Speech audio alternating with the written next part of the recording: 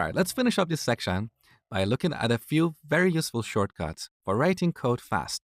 First, I'm going to show you the shortcuts for Windows users, and in the next lecture, we'll look at the shortcuts for Mac. So if you're a Mac user, feel free to skip this lecture. So here we're on line 9, and my cursor is right at the beginning of the line. Let's say we want to move the cursor to the end of the line. Instead of pressing the right arrow to go all the way to the end, we can simply press the End key, and here's the cursor. Or if you want to move the cursor to the beginning of the line, simply press the Home key. There you go. Similarly, if you want to move the cursor to the beginning of the file, press Control and Home. Here it is, or Control and End to go to the end of the file. Now let's say we want to move this line up. Instead of cutting it from here and then copying it somewhere else, we can simply move it up by pressing Alt and the up or down arrows. Or if you want to move these two lines up and down, simply select them, then hold Alt and then up or down.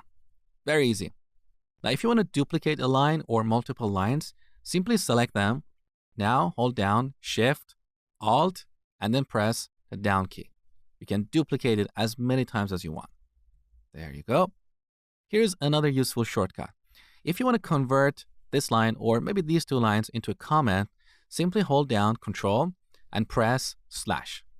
Using the same shortcut, you can remove the comment, so you can toggle it. Very easy. And finally, if you want to type the name of a variable or a function like multiply, you don't have to type all characters. Here are a few ways to type this quickly. You can just type the first few characters, and here in the IntelliSense, you can see that. So if you press enter, this is what we call auto-completion. Here's another way. So instead of writing the first few letters, you can just pick any letters in sequence and type them. So I can type MTY, or I can just type MPY or MY. There you go. Here it is. So I hope you enjoyed these shortcuts, and thank you for watching.